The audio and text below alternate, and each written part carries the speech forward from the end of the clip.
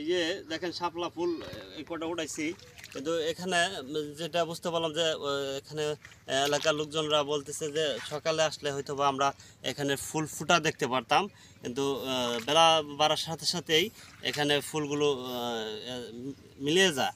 হ্যাঁ, অর্থাৎ আমরা যেটা বুঝতে পারছি যে আপনারা হয়তো যদি সকালে আসেন অথবা বিকালে, তাহলে আপনারা এখানে ফুটন্ত ফুল দেখতে পারবেন। আর এই হচ্ছে চেচুয়া বিলের শাপলার রাজত্ব যেটাকে বলা হয় যে শাপলা বিল। এটা ত্রিশালের রামপুর না, না ত্রিশাল থেকে 5 কিলোমিটার ভিতরে, ত্রিশাল বাস স্ট্যান্ড থেকে 5 কিলোমিটার ভিতরে। যারা দূর দূরান্ত থেকে কমেন্ট করছিলেন যে ভাইয়া এটা কিভাবে যেতে হয়, আমরা কিভাবে যেতে পারবো, ময়মনসিংহের বাইরে যারা থাকেন তারা ত্রিশাল আসবেন। ময়মনসিংহ থেকে যে কোনো বাসে উঠলে, ঢাকার বাসে উঠলে ত্রিশাল নামলেই আমরা ত্রিশাল থেকে আবার বালিপাড়া রুটে আসবেন। আয়সা এখানে সিএনজি পাবেন বা অটো পাবেন, অটো করে 10 টাকা ভাড়া নেবে। আপনারা বলবেন যে চেচুয়া বিলে যাবো, চেচুয়া বিলের কথা বলে আপনাদেরকে এটা দেখিয়ে দিবে। তো আমার সাথে আছেন জনপ্রিয় কন্টেন্ট ক্রিয়েটর সজীব ভাই। আমরা সজীব ভাইয়ের মুখ থেকে চেচুয়া বিলের বিষয়ে কিছু জানবো। সজীব ভাই, আপনি চেচুয়া বিল সম্পর্কে কিছু বলেন। আসলে ভাই চেচুয়া বিলের সম্পর্কে আমরা যা ভাবছিলাম ভাই তা না। আগে এক সময় ছিল সৌন্দর্য, এক সময় ছিল, কিন্তু এখন আর তেমন একটা সৌন্দর্য নাই।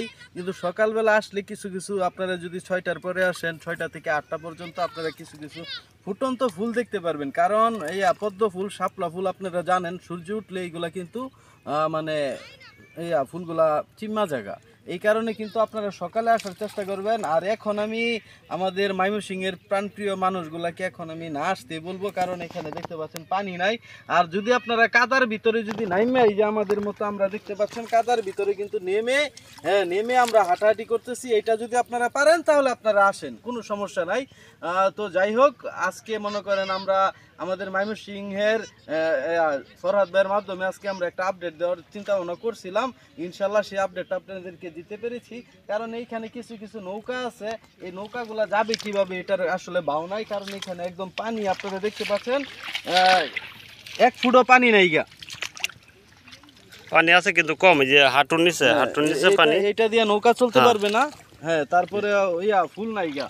অনেকে আসে কিন্তু দর্শক বন্ধুরা অনেকে কিন্তু আসে, ফুল কিন্তু ছিঁড়া নেওয়া জায়গা, এটা আসলে ঠিক না। কারণ যারা ফুলগুলা কিন্তু নিয়ে যেতেছে গা, কারণ এইখানে সৌন্দর্যটা নষ্ট হইতাছে। আর সৌন্দর্য বলতে এখানে যদি পানি না থাকে তাহলে সৌন্দর্য এখানে আসলে থাকবে না। তো ভালো থাকবেন সবাই, ধন্যবাদ। আমাদের সজীব ভাই দেখেন পানিতে নেমে গেছে, সে এখন নাওয়ে বসে ফুটেজ নেবে, তার সাথে সাথে আমিও নেমে পড়ছি। ভাই।